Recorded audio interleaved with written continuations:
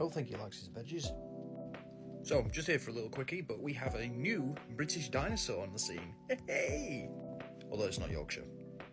Oh well, next time, hopefully. A paleontological team comprising of Jeremy Lockwood, David Martill, and Susie Maidment have just published a new paper describing a new iguanodontian dinosaur from the Isle of Wight. So, what's the name of this new dinosaur, you're asking? Well, I would say, go read the paper. However, I'll just tell you now, it's called Comptonatus chasei. Comptonatus meaning Compton Thunderer, like Thor, god of thunder. And chasei, named after Nick Chasei. Now, Nick Chasei was actually the person who actually originally discovered the material of our new iguanodontian back in 2013. And for several years afterwards, they excavated a beautiful skeleton of this iguanodontian. In fact, this specimen is incredibly complete, up to 50% complete, and includes parts of the skull, parts of the limbs, parts of the tail, just all across the body, an absolutely fantastic specimen. And Comptonatus wasn't alone.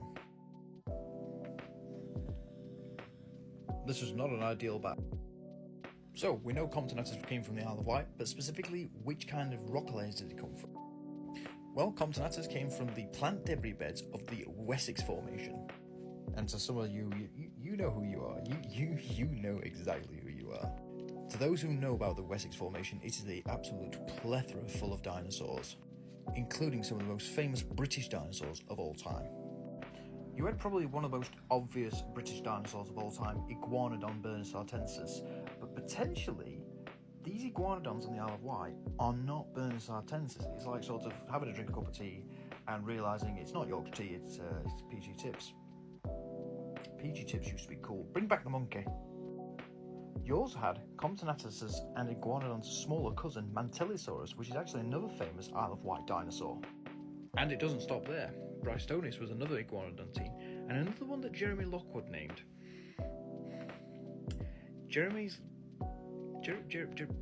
I'm seeing a pattern here, Jeremy. I think you like iguanodontines. Now, contrary to popular belief, but the famous British Spinosaur, Baryonyx, wasn't actually present in the Isle of Wight. But these Spinosaurs were. Ceratosaucops, the horny fella there. No, not like that. And Raparvrinator.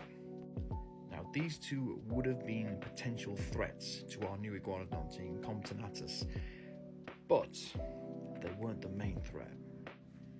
Comptonatus and its fellow Wessex Formation iguanodontians shared an environment with the biggest carnivorous dinosaur in the British Isles, Neovenator saluri. A close relative of Allosaurus and Carcharodontosaurus, this animal, at 9 meters long, was built to take on big prey, including Comptonatus. And it's actually one of my favourite dinosaurs, and also I share a pretty cool connection with it. See that there? That's a piece of Neovenator tooth I found in the Isle of Wight while I was at university. That's pretty cool. That's really cool.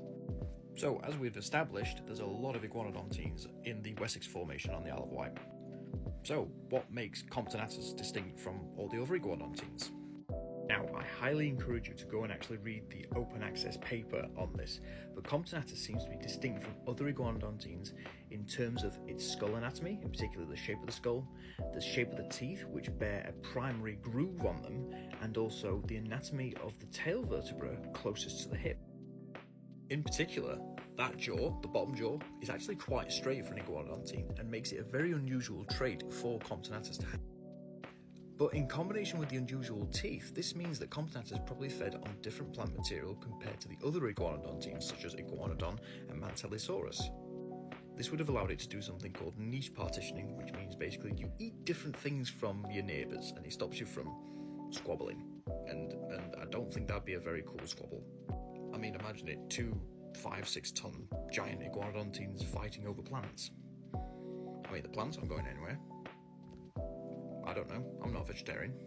By the way, shout out to this fella. This is Simon Penn, the museum preparator, and an old friend of mine. I actually knew him when he was a PhD student at the University of Portsmouth, and he was in charge of reconstructing Comptonatus. He gave it a big bulbous eye. But anyways, It's great to see a new iguanodontian added to the increasing biodiversity of the Wessex Formation, and I've got a feeling we've got more iguanodontians to come. So look out for that. I'll see you guys later. Ta-ta.